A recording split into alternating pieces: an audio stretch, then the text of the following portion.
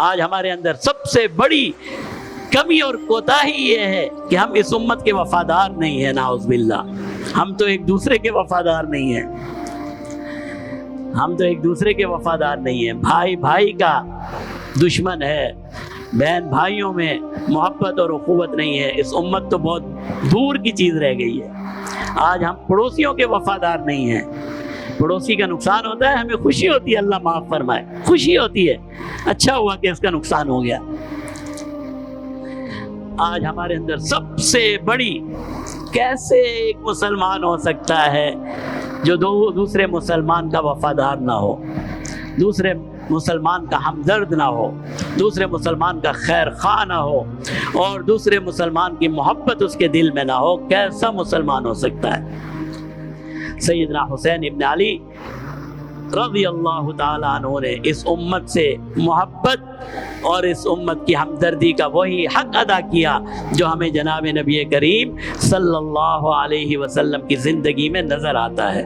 ابی حازم ایک مورخ ہیں، محدث ہیں، روایت فرماتے ہیں، ہم نے پہلے بھی یہ بات کی ہے کہ حسین ابن علی رضی اللہ تعالیٰ عنہ نے اپنی زندگی میں 25 حج کیے، سارے کے سارے حج پیدل چل کر کے کیا۔ یہ نہیں ہے کہ آپ کے پاس سواری نہیں تھی، سواری ہوتی تھی، لیکن وہ فرماتے تھے ایک غلام کو اپنے مالک کے حق میں پیدل پاؤں جانا چاہیے، پیدل چل کے جانا چاہیے۔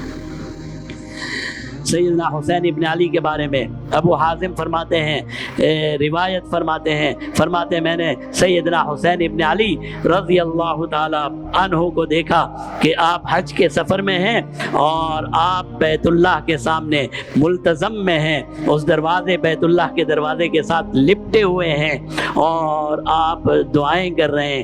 اگر کبھی انشاءاللہ وہ دعائیں آپ سنیں گے تو آپ کی روح کانپ جائے گی کہ جنت کا سردار ہو کر اتنی عاجزی اور اتنی انکساری، اتنی عاجزی اور اتنی انکساری، اور اتنا اللہ کا خوف اور اتنا اللہ کا ڈر۔ آج تو میں اور آپ بیت اللہ میں جاتے ہیں، ہمیں وہاں بھی آنسو نہیں آتے، نعوذ باللہ، ہماری آنکھوں میں وہاں بھی شرمندگی نہیں آتی، اللہ معاف فرمائے۔ بہرحال وہ دعائیں کر رہے ہیں اور ان دعاؤں میں پھر وہ فرماتے ہیں ثم یدعو للمسلمین، پھر مسلمانوں کے لیے دعائیں مانگنا شروع کی، امت مسلمہ کے لیے دعائیں مانگنا شروع کی۔ فرماتے ہیں اس امت کے لیے دعا کرتے چلے جاتے تھے، روتے چلے جاتے تھے، اس امت کے لیے دعائیں کرتے چلے جاتے تھے، روتے چلے جاتے تھے، حتی یصبح، یہاں تک کہ صبح کی اذان ہو گئی۔ رات کو قبلے پہ پہنچے، رات کو بیت اللہ کو پکڑا اور اس امت کے لیے دعائیں کرتے کرتے کرتے سیدنا حسین ابن علی نے صبح کر دی۔ یہ ہے اس امت کا درد، یہ ہے اس امت کی ہمدردی، یہ ہے اس امت کے ساتھ غم گساری جو ہمارے ایمان کا جز ہے۔ آج سب سے بڑی کمی ہمارے اندر یہ ہے کہ ہمیں ایک دوسرے کے ساتھ بغض ہو گیا ہے، عداوت ہو گئی ہے، ایک دوسرے کے ساتھ دشمنی ہو گئی ہے، ایک دوسرے کو پریشانی میں دیکھ کر خوشی ہوتی ہے، اور کسی کو کوئی نعمت مل جائے تو سب سے بڑا غم مجھے ہوتا ہے کہ اسے یہ کیوں مل گئی۔